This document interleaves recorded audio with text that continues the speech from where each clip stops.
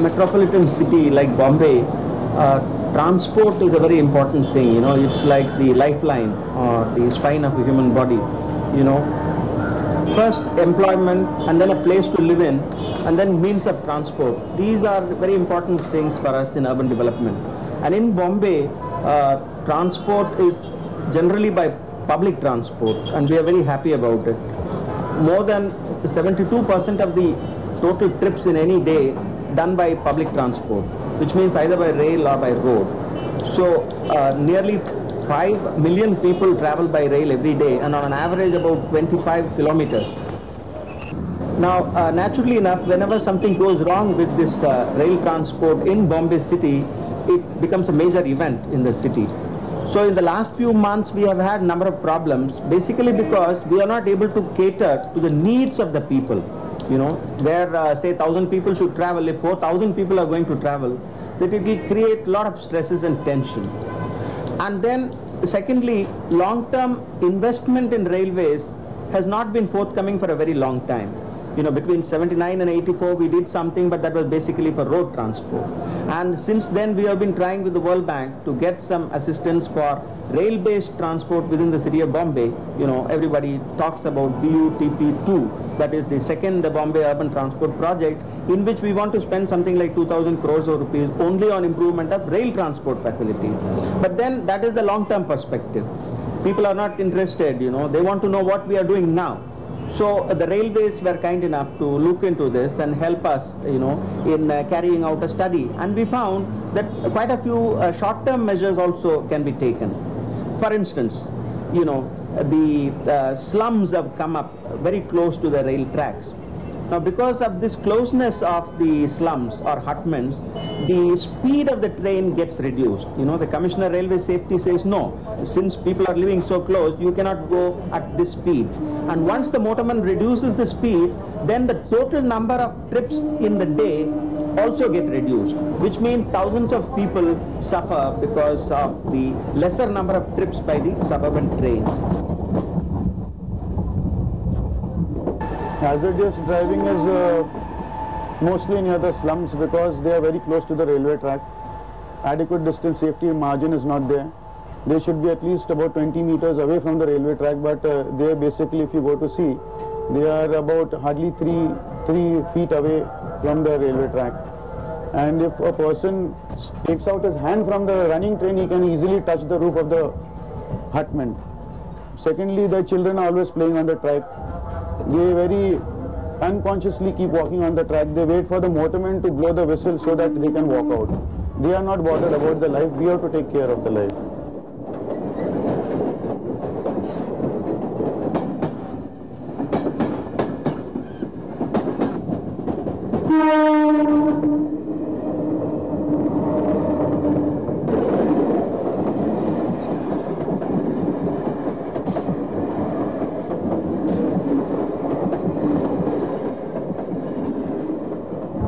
यहाँ पटरी पे 20-25 साल से रहते हैं, तो हम लोग इधर बहुत खतरनाक लगता है। फिर भी बच्चे इधर रहते हैं, स्कूल को क्रॉसिंग करने का टाइम, पानी का टाइम रहते, तो इधर बहुत त्रास होता है और एक्सीडेंट भी बहुत होता है।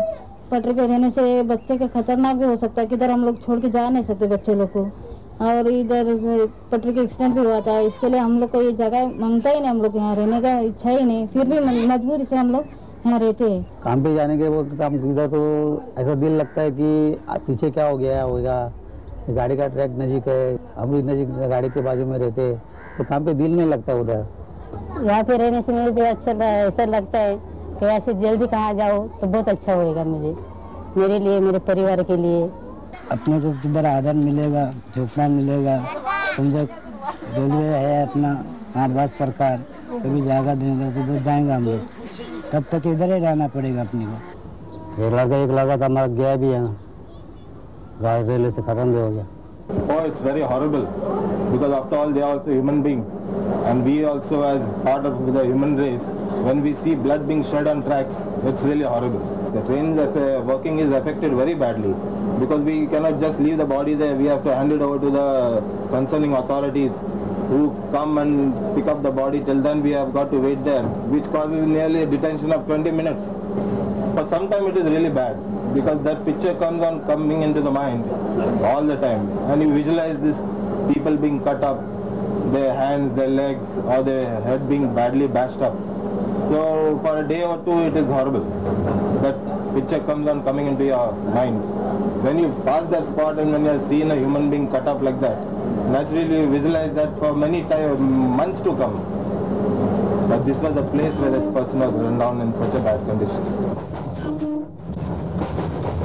Now what is the remedy? The remedy is that you remove all these slums which are located too close to the railway tracks.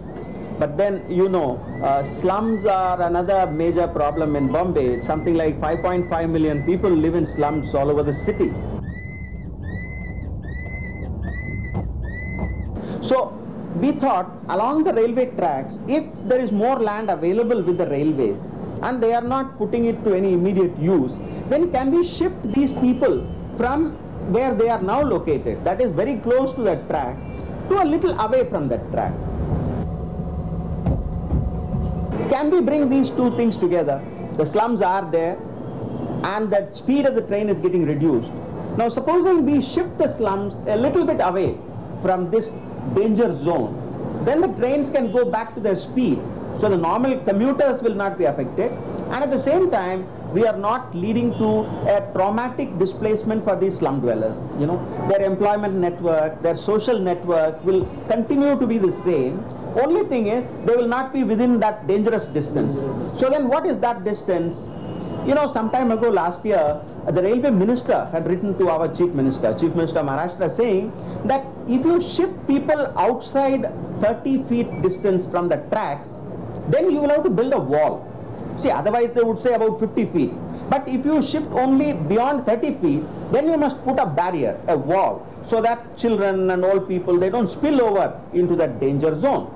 Now this letter is here with us, you know, in the month of May last year. He had written to Mr. Sharad Pawar. So making use of this, what we thought, we will go and talk to these slum dwellers, how they can help us to bring back the normal speed for suburban trains, so that we need not reduce the total number of trips which the train makes in a day. You know, tens of thousands of people will benefit.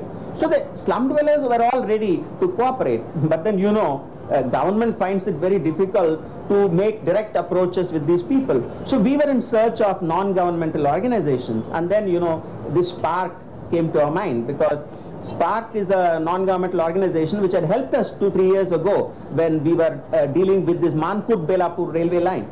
You know, about 1,000 hutments were there in areas where the railway track had to come. So we requested, and SPARC came forward and helped us to talk to these slum dwellers, and then we could shift these slum dwellers away from the railway track. So today, as you know, this Mankur-Belapur train service is very much available for the Bombay commuter. So we thought it is better to go to an organization which already has a lot of experience in dealing with slum dwellers, and particularly those who are located close to the railway track. Accordingly, along with the SPARC, we identified some areas, and we thought we'll take up a pilot project first. Initially, the Western Railway came forward and said maybe we find this Daulat Nagar area more dangerous, which is between Borivali and Daisar railway station. So then I said, okay, we will go along with the non-governmental organization and see the place for myself. So I went with them, and luckily some World Bank officials also had come with us, and these non-governmental organization, SPARC, as well as another CCD, they were there. And when we talked to the slum dwellers, they were more than reasonable. So we looked around to see whether the railways themselves have some more land beyond 30 feet, which they are not using for any operational purpose. And luckily we found that in this area there was a strip and stretch of land beyond 30 feet. So we asked these slum dwellers, would you like to move from here to that distance so that we can go back to a normal speed? They readily agreed. We are also ready to start similar pilot experiments on the Central and Harbour line, where also the slums have come so close, particularly in areas like Gondi or Chembur, you know. So in these areas and on the Harbour line also, we would like to take up at least 2 more places on the Central line, so that 3 or 4 pilot projects are taken up in the next few weeks. So then we told these non-governmental organizations that state government will give you full moral support. And in any case, railways have lost this much of land because the hutments are sitting there. So at least let us carry out this short-term measure of shifting them from this 30 feet, but we must build a wall, because the railway minister has clearly said that if you are shifting only 30 feet, then you must build a wall to prevent people from coming out, and that has to be done at the cost of those people who are doing the shifting. So in this case now the NGOs are doing it, so we told them that you will have to collect some donations from charitable institutions initially for this purpose. So between Borivali and Daisar, if we are able to make this project, a pilot project, successful by shifting the hutments from the danger zone beyond 30 feet and construct a wall at 30 feet, then the motormen can go back to their normal speed and the Commissioner Railway Safety won't object, and on each of these trains you are gaining so many more trips. So it is as if we have put in a lot of new investment, whether you bring in new rakes and put up new railway line or give more trips on the old line, it really makes no difference. So that is the attempt that we are making, and I am very happy that all the agencies, particularly the railways and the slum dwellers, and of course the non-governmental organizations, are all coming together to make this pilot experiment a success. हम तो रास्ता देखते ही कभी हम government इधर से हटा दिए करके हम खुद जाने के लिए राजी है, तैयार है। जगह मिलेंगे तो मैं जल्दी से फौरन सब जाएंगे करके। मैं तो बहुत खुश हूँ, चले जाएंगे। मिलेगा तो हम लोग जाएंगे ना, हम लोग को तो जाने का है, इसके लिए तो हम लोग रास्ता देखते सरकार हम लोग को कभी जगह देते ना, एक गंदे से नाले से हम लोग कभी निकल जाते। लेकिन आप अपन इधर रहते हैं, हमारे आसपास जगह मांगते हैं। आज भी हम लोग को जगह मिलेगा तो हम लोग खुशी से जाएंगे।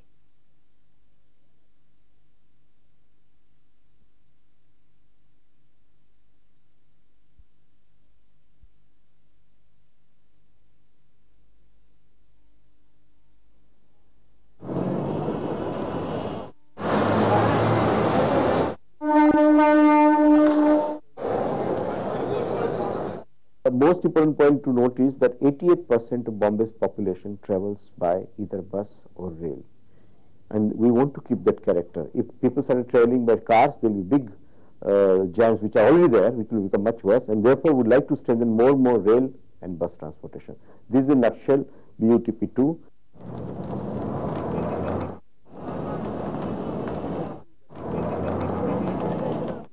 BUTP, that is now MUTP, Mumbai Urban Transport Project, which we are hoping to start by next year.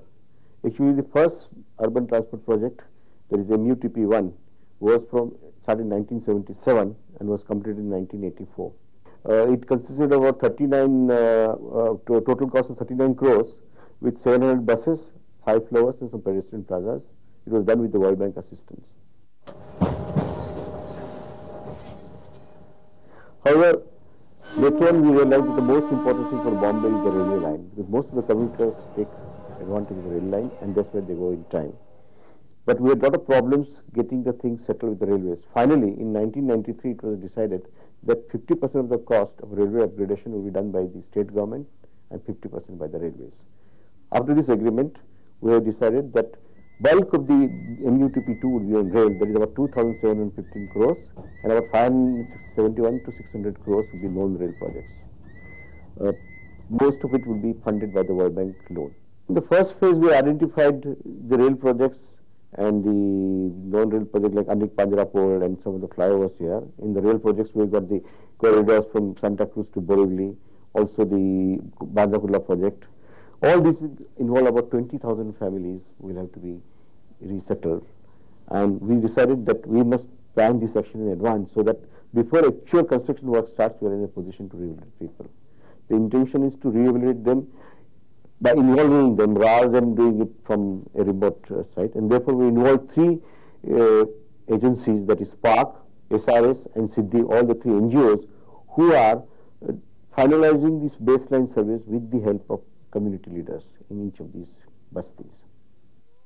In this attempt, they are trying to make it like NGO and community does the whole assessment of the families who are affected under the project. This is more important because of in the past, everywhere the government has taken, government doesn't go accurately trying to give enough chance for people to pass on the information, determine number of families who are affected and why they are affected. Sometimes it is the boundary is 100 feet, you restrict to only 100 only. Half of the house is affected, half of the house is left over there only. So they are not taken as a PAPs, or they are left out on the side where there is no problem, there is no benefit to the community, and this is more difficult. Rehabilitation program would be, by and large, people who are affected will be provided shelter. Also, for those who are affected by commercial activities, would be given some kind of help in starting their commercial life all over again. And by and large, the intention is to see that they are settled nearest to their earlier workplace or residential place, so that there is minimum of unsettling of their lives. However, in the larger interest of the Bombay city, it is inevitable that some people have to be shifted, because otherwise the transport processes don't take place. Both SPARC and NSDF in the past have used enumerations as a tool for mobilizing communities. And once again in the BUTP2 enumeration, we were very clear that our role would be to use enumeration to mobilize communities so that they could plan, design and implement their future resettlement. And that is why the whole process of survey was conducted by the Slum Dwellers Federation themselves. And the whole process of data collection was done by local slum dwellers and not by outsiders. If your numbers are wrong, you're going to get less resources for your settlement. So how do you start a process where the community takes control of how many people in that settlement are in fact eligible to a house? In this whole exercise of doing the survey, you identify leadership, especially women within the settlement, who are able to verbalize and explain what exactly their needs are, what exactly are the needs of the settlement in terms of housing and infrastructure. In our cases this time we are saying very clearly, determining what is the line of project, what side gap should be given for the people those who are going to stay there and the people those who want to move out. Most men are out of the house for most of the day. And if you look at any settlement, it's the women who decide how she uses her space within her house and within her settlement. There is nothing more powerful than a group of women who can sit together and work out how they want their future house to be designed and their future settlement to look like. Therefore, there is a need to create an organization of women who can articulate their aspirations and in fact translate these aspirations into ground realities. पहले तो हम जिस area में जाते हैं वहाँ पर हम When we first enter a settlement, we first count the number of huts in that settlement. Once we have established the number of houses, we then number the houses. We give every house a number. We first do the numbering with chalk, and once it's confirmed, we do it with oil paint. After we've written the numbers, we start filling in the household forms.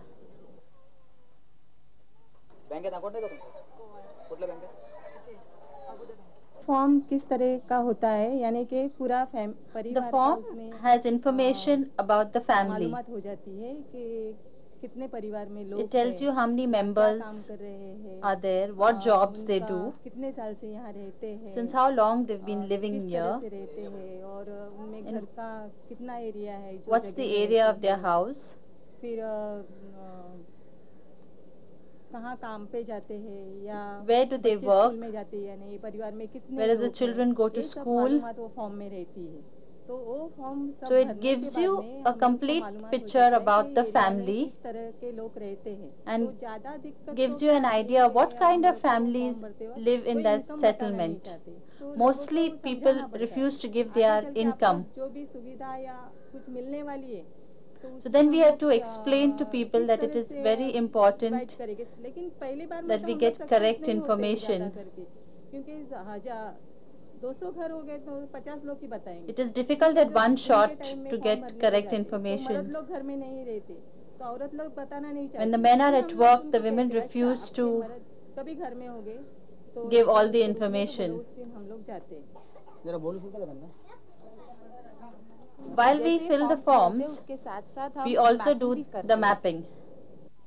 So what we actually do during a mapping exercise is you demystify the whole process, where you get community women and children to take a paper and pencil and actually draw what their settlement looks like. They draw their gullies, they draw their houses, they draw the community spaces that are there, and then they start relating to that map. So you have, it's such fun to see women who say, ye mera ghar hai, ye Lalita ka ghar hai, ye uski ghar hai, and then they start looking at their house vis-a-vis their settlement. Nal ke baaju mein, mandir ke baaju mein, sandas ke baaju mein. And for the first time, they start looking at different kinds of spaces, big houses, small houses. So the whole process of mapping actually prepares them and trains them to design their future settlement. It becomes a tool where they begin to understand measurement scales, they begin to understand ratios, they begin to understand what kind of space options are available for them within their house and within their settlement. So women start participating right from the stage of making these rough maps, which then get translated into technical maps. But these technical maps therefore don't remain abstract and professional anymore. और जब ये mapping सर्वे forms भरा जाता है तब हम community के कुछ लीडर लोग जो है जो After we've completed the mapping process and the survey process, तुम्हारे इस एरिया में इतने झोपड़े हैं, and we've identified the leadership, we start giving this information to the community. So most of the community have this information on a first-hand basis.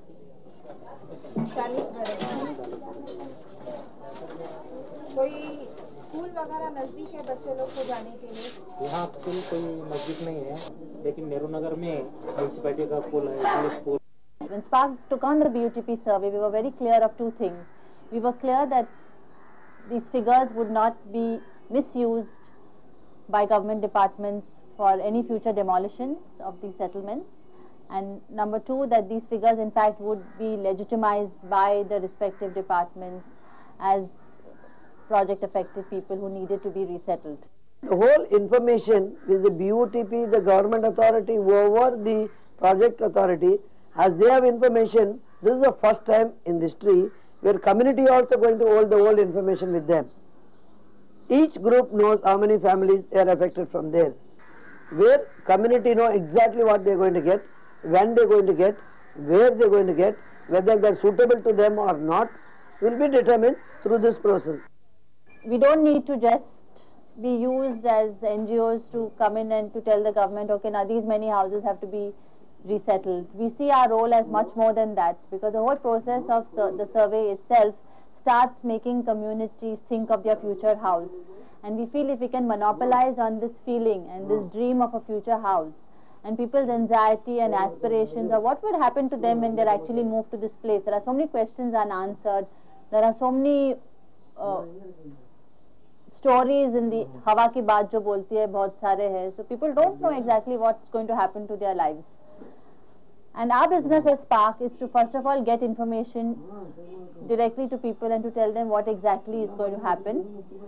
And in the process of data collection, to create communities and to create committees who would sit and walk through the whole process of housing training, of what kind of a house they want, what are the kind of design options they have, what would it mean if they move into a multi-story structures, who are the kind of people who are not in a position to move into multi-story structures. Here we are talking of the bottom of the pile, the 5% who would surely sell and go.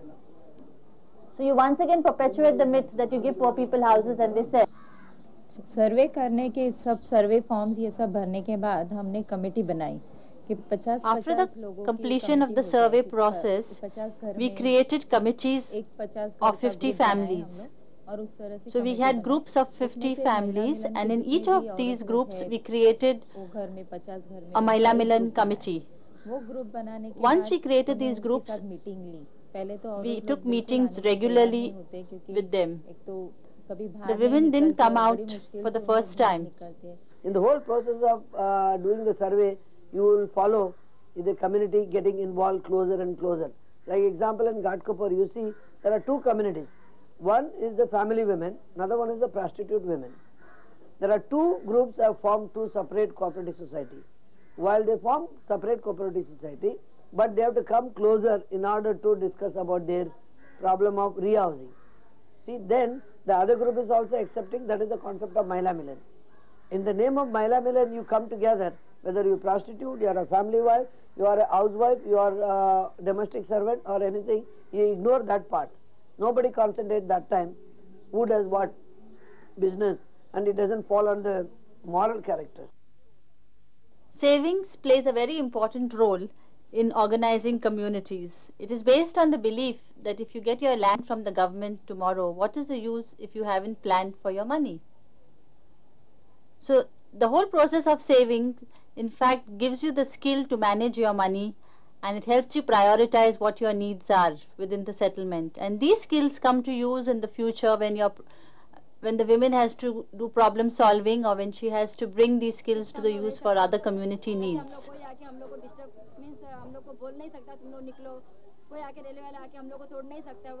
What we are saying is that if you include poor people in designing their own houses, and the design suits their present lifestyle, there's no question of resale and people selling it and going off. So it's very important that all these things are taken into consideration right from step one, and you don't treat people like objects who have to be picked up from one place and put into another place. And our past experiences have very clearly shown us that those kind of solutions have not worked. So we are the three actors in between. That is, one is NGO, another one is the planner, engineer and architect, and the administration. The third is the community. Women start building a sense of self-confidence because their money no more remains small. All the 50 paisas and 1 rupee which they save on a daily basis turns into thousands of rupees and lakhs of rupees, which are totally accessible to the community and which the community can get at any time. So the savings meeting is not just a meeting to discuss money, but women discuss all the other aspects of their life. They discuss their husbands, their children, the toilet problem, the water problem. So it creates the space and time for women to discuss anything under the sun that she thinks is important for her. For the first time, men within those settlements start recognizing the role these women play and acknowledge it as being a significant role and an important role that the community needs. So it very unconsciously, you start bringing the women's collective in par with the traditional male leadership in that settlement. Another important aspect of this BUTP survey and our involvement is that it's only not to do a survey and get out, not to give a number and get out, not to give the statistic and get out. We will go through till people are rehabilitated and the project is get completed.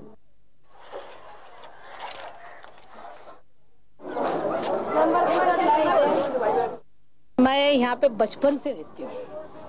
जैसे कि हम लोग मेरे माँ बाप लेके आए ना, कम से कम 3-4 साल की थी, तो जब से मेरी शादी भी हुई, मेरे बच्चे के बच्चे भी हो गए, मैं इसी जगह पे हूँ।